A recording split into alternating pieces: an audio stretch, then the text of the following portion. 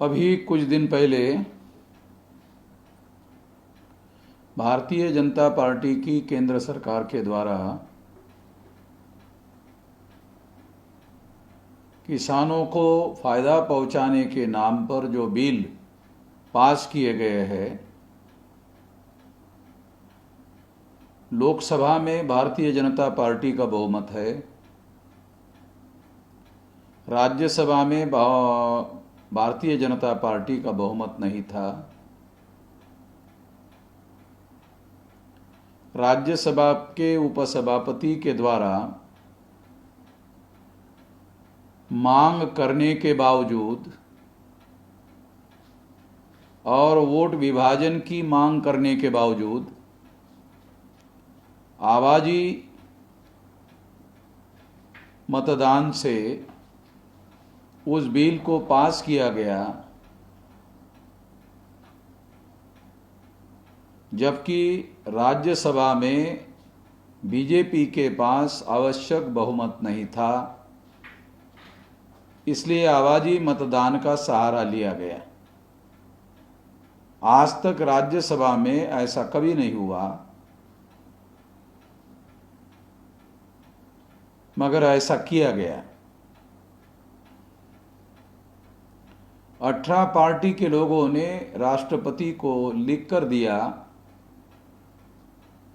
कि हमारा इसको विरोध है और राष्ट्रपति इस पर साइन ना करें।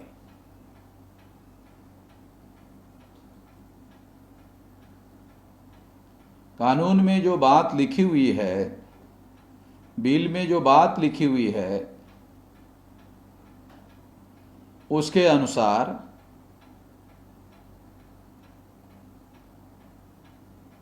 ये बताया जा रहा है कि किसानों को जो सरकारी मंडी है उसके बाहर भी बेचने का अवसर होगा। मंडी और बाहर दो जगह कंपटीशन होगा, तो इस कंपटीशन का किसान को फायदा होगा।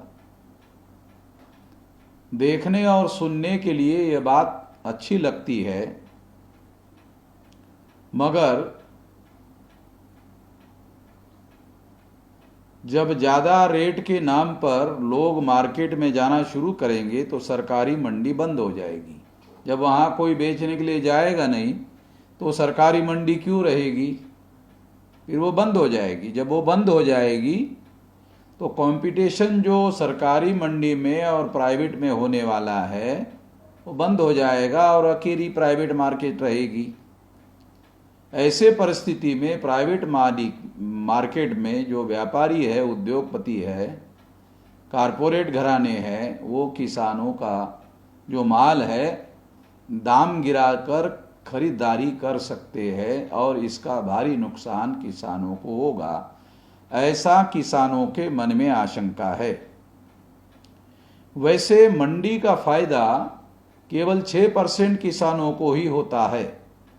देश के 94 किसानों को मार्केट में ही जाकर बेचना पड़ता है और मार्केट में जो रेट लगभग 1975 रुपया गेहूं के लिए रेट है, मार्केट में 1400-1500 से ज़्यादा रेट मिलता नहीं है। इसका मतलब है छोटे और मंझोले किसानों के लिए ये मंडी सिस्टम का भी कोई फायदा हो नहीं रहा है। इसलिए अगर एक काम किया जाए, एमएसपी का न्यूनतम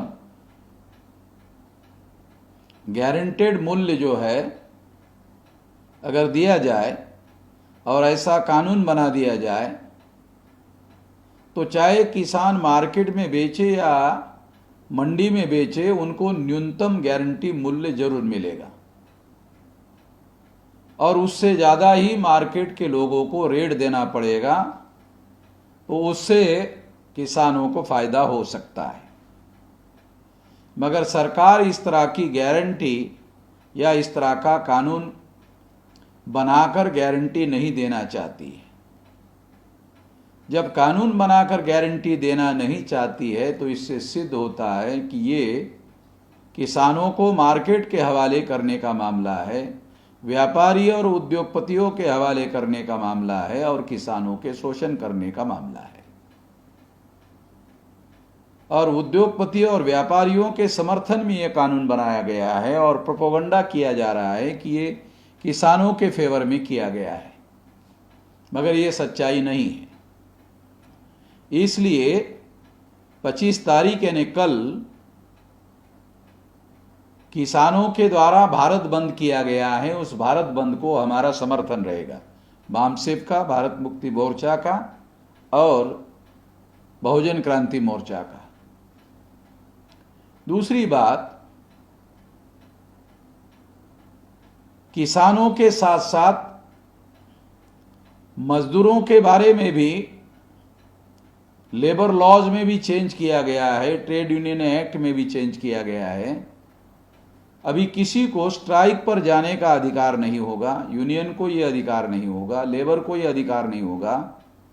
और 300 संख्या वाली जो कंपनी है, उन उद्योगपतियों को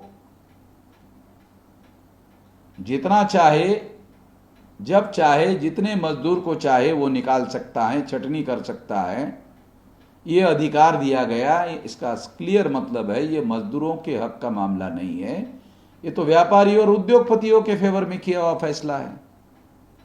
इसलिए 25 तारीख को किसान और मजदूर सारे देश भर में बंद कर रहे हैं, तो बहुजन भामसे भारत मुक्ति मोर्चा और बहुजन क्रांति मोर्चा के द्वारा इस भारत बंद को हमारा समर्थन रहेगा।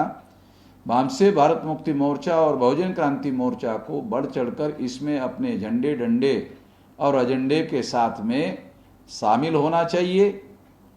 बेशक ये लेट मैं आह्वान कर रहा हूँ, मगर ये काम करना होगा। और मैं ऐसा मानता हूँ कि 25 तारीख को एक दिन ये आंदोलन होगा और बाकी बंद हो जाएगा, ऐसा मैं नहीं मानता हूँ। आने वाले समय में ये आंदोलन लगातार आगे बढ़ेगा। इसके साथ साथ यूनाइटेड नेशंस ऑर्गेनाइजेशन के द्वारा न्यूयॉर्क में इसके विरोध में प्रोटेस्ट होने जा रहा है, आंदोलन किया जा रहा है। ये आंदोलन को भी हमारा समर्थन है। जहां तक किसानों और मजदूरों के मुद्दों तक जब ये आंदोलन रहेगा तो हमारा उसके लिए भी समर्थन रहेगा। खासतौर पर हमारे सर्वजीत जी है न्यूयॉर्क में, उनके नेतृत्व में यह आंदोलन चलेगा, ऐसी जानकारी हमें मिली है। तो उनका हम लोग समर्थन करते हैं और समर्थन की घोषणा करते हैं। ये आंदोलन राष्ट्रव्यापी होगा और राष्ट्रव्यापी हो इसके लिए हम सारे देश भर में इसका समर्थन करते हैं। इस मौके पर मैं इतना ही कहना चाहता हूं, कल परसों और भी जैसे आंदोलन आगे बढ़ेगा, उस आंदोलन के दौरान हम लोग और भी बहुत सारी बातें समय समय पर करते रहेंगे। अब के बार इतना ही कहना चाहता हूं। धन्यवाद।